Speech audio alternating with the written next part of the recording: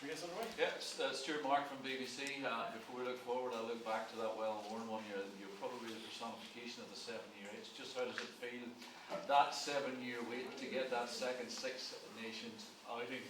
Hadn't heard that one yet. It was great to get out there and great to get a win. Obviously, lost my first game in the Six Nations 7 years ago, so it was nice to get out there and get the win at the Principality. What do you think it is that Andy Farrell sees that Joe Schmidt didn't? I don't know, maybe I'm a better player now than I was back then. I think the game's improved. There's always been a lot of competition in there during the year, so maybe I just didn't fit Joe's eye, but that's in the past, nothing to worry about now. And is this the single most important game, arguably, of your career, and that it's world number 1 against world number 2 in your own backyard, and it's a game which probably 12 months ago you thought you might never feature in?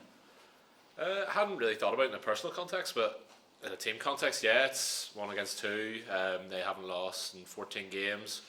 We're obviously number 1 in the world, and we lost against them last year away. So I suppose it's probably the biggest game of Six Nations, isn't it? Us against them, and listen, it'll hopefully decide how it goes the tournament. So yeah, it's a massive game. Just one final one for me, if you don't mind. Last time around, COVID came and scuppered your chance when you were probably very much in the running to play against France. Does this feel like the closing of a circle now for you, that at last you're getting that opportunity? Again, I haven't really thought too deep into it. You've probably thought more than me, but it'll be nice to get another game in a row. Just for myself, it went pretty well last week. There's obviously things to improve on, but I'm just looking to put in a good performance this week, and hopefully that leads to a team win. Wish you well, thanks. Thanks. Stuart, do you have many conversations with Andy about the performance and what he is happy with? We had a chat yesterday just about how the game went.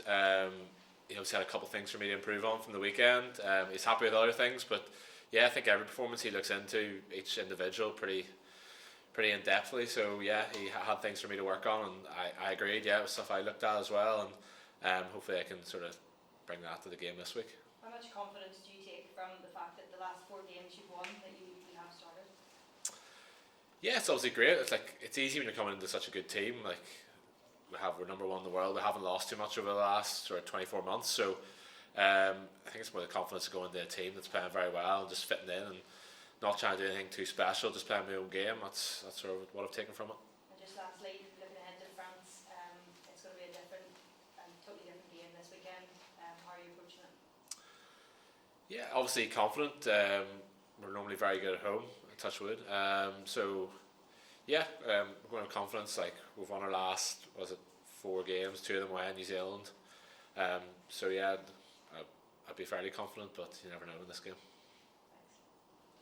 Stuart, when you say you think you're a better player now, what specifically did you work on, or what areas did you improve on to get you a regular starting spot, or at the moment anyway? I think everything all round. I think I just know the game better now than I did when I was 23, 24. I feel like I have a pretty good understanding of how Andy wants us to play the game, understand where I need to be and how to help the rest of the team. It's not just sort of about how I'm playing, it's how I get everybody else involved in the game, and obviously he can still carry, he can still offload, but I think some of the passing game and hopefully some of the kicking game has shone through over the last 2 or 3 years, not just for Ireland but from a club. When you look at the France-Italy match, and I know you'll expect a better performance from France, but what aspects of their performance do you think you can put into your game plan? I don't want to give too much away, do I? No, Italy are a pretty good team now. It's not a surprise that they put in such a good performance against France. I don't think the French played terribly. I think just Italy have improved so much over the last few years. So there's things we've been looking at this week. I think we concentrate more on ourselves and what the French are doing, to be honest. So I don't really take too much part in what the game plan is. I sort of know what I have to do. Sure, how much are you looking forward to the day when you walk in here and we don't ask you about how long it's been, you're out and all that? No, it's still nice to come in here. It'll be if we keep on stringing games together and good performances and wins, hopefully I won't be coming in here too much saying, it's been a while since my last cap. So yeah, that'll be 5 in a row now at the weekend. So it's a nice place to be in. So it is. Do you feel incrementally more comfortable each time? Even the fact that you threw that skip pass for your first touch on Saturday, you were right into the game straight away. Yes, was that's the time in the shirt. It's age as well. I've played rugby a lot longer now. I feel a lot more comfortable with my game and what I can do. I'd say whether that's in the first minute or that's in the 80th minute, I'm fairly comfortable with how to play the game now, where maybe I was overthinking a bit when I was younger. Some of your best games have come against French teams. For Ulster, you've gone toe-to-toe with Toulouse, La Rochelle over time. What have you learned about playing against some of their best players in those times, and what do you gain from going toe-to-toe and playing well against them? I think I've learned don't kick off to Dupont against Toulouse. That was a good one. He went 80 metres at the start. No, like they all have unbelievable individual moments. Like there's been times in the games where you obviously sit back and you're like, this guy's out of this world. But I think what I've learned really is like you can grind them down. There's mistakes in them. You stick to your game plan. Don't let them get that momentum and get in the front foot and get those wee short balls off 9. You can really get into them and you can force mistakes on them. There's mistakes in them. And Stuart, before the Wales game, there was some last minute changes. Keane, James Gibson-Park, obviously tied Furlong, which you knew in advance.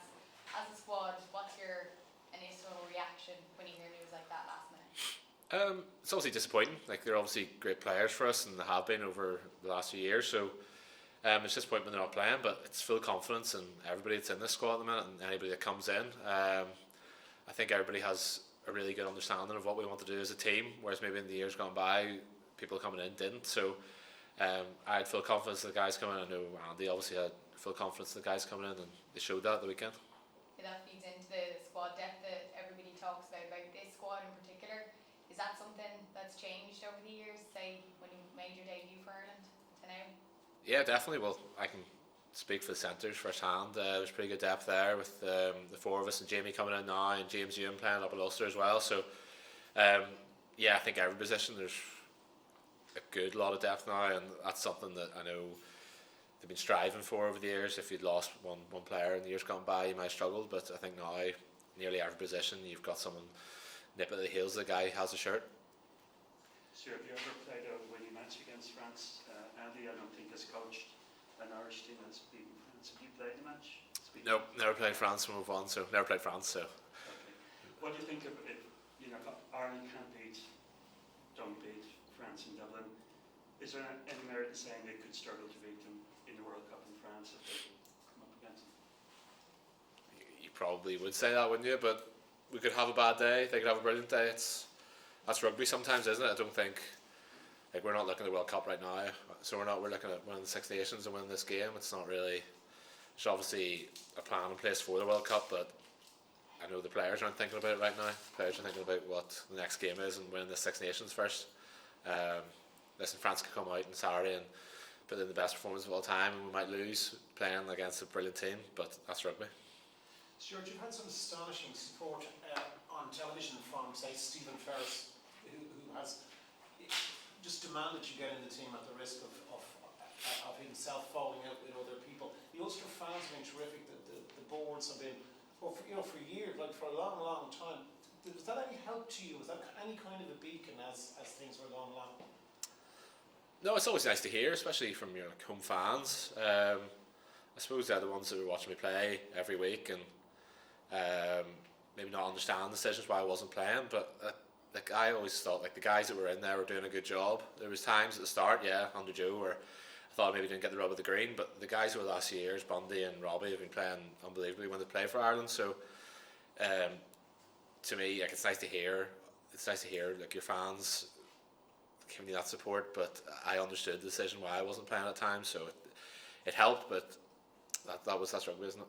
I had a look at that England match again quickly. What I wrote, and a number of people wrote, that's the match in which you were dropped, and a number of the newspapers thought you were man of the match. That's the match in Twickenham. So that's a different coach now. Did he tell you anything as to why you were dropped? It was never explained fully to the media. We all thought it was a really stand-up game. Okay, Ireland lost. Did that play in your head, or was there any explanation given to you? I honestly can't really remember the game now. I remember bits of it. I don't remember anything being said after it. I remember Jared Payne was coming back from injury, and it was me, him and Robbie with the centre. So I think it was the next game after that, and he brought Jared back in, and I wasn't the team, and it was time where Joe wouldn't put a centre on the bench, so if I wasn't starting, I wasn't going to play. So that maybe played a bit into it, but no, it's been a long time. Obviously, was probably had a bit more hard feelings at the time, but I'm a bit older. It's that's the way it is. Sometimes you don't get the luck, you don't get the rub of the green. Thanks. Does it make you relish every time you do get it now? Like a little bit more? What do you think? Yeah, like it's not what I know say. It's not what I've been through. It's not the end of the world. It's only rugby at the end of the day. But obviously, I put a lot of time and effort into trying to be the best rugby player I can be. So yeah, it's nice. It's nice when you do get games. It's nice to get in there and show what I can do. And like I think it went pretty well over the last 4 games, hopefully 5 of the weekend. So yeah, it's nice. Like I think everybody else is playing for Ireland. It's the pinnacle sort of your game, isn't it? It shows. It's kind of like, how to put it. I'm struggling for words, but yeah, it's kind of where the pinnacle I wanted to get to. So yeah, it's nice playing. Do you feel those tough moments got you to this point? Like, do you think you'd be the player you are if you didn't have those low times? Maybe a lot of it's time and shirt as well. Sometimes, isn't it? Like if you're playing a lot of games, I feel like I could have got a run of form and maybe play a lot more games early on in my career. But yeah, it makes you. I'd say it makes me relish it a bit more when I am playing. So yeah, I do appreciate it a lot more now playing. Get a message from Stephen Ferris when you were picked, when he saw you were picked again? No, I didn't. But I'd speak to Stevie every time he's doing the Ulster games and stuff. So yeah, no, I've always seen he's been a big supporter. Are they, when you look at the footage of France over the last, I'm sure you've got a profile of all of them, are they very different from what France playing instead of Dante? Does he present a very different picture? Yeah, Dante's fairly direct, isn't he? I knew that saw that when we were playing La Rochelle. He was pretty devastating against us when we were playing the Aviva there. I think the game changes a lot. I think Mofana's a bit more, some more guile about his game. He's a bit better feet and stuff, but Dante's that physical threat, isn't he? He's great at the breakdown, so that'll be something we won't miss at the weekend.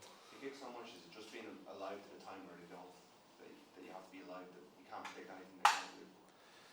Yeah, I think some of the stuff they do, like, they're obviously well coached in defence and stuff, but like a lot of it's off the cuff. It's just Dupont or Antomac or any of their backs really, like bouncing out, getting a hand off and making a break, getting an offload.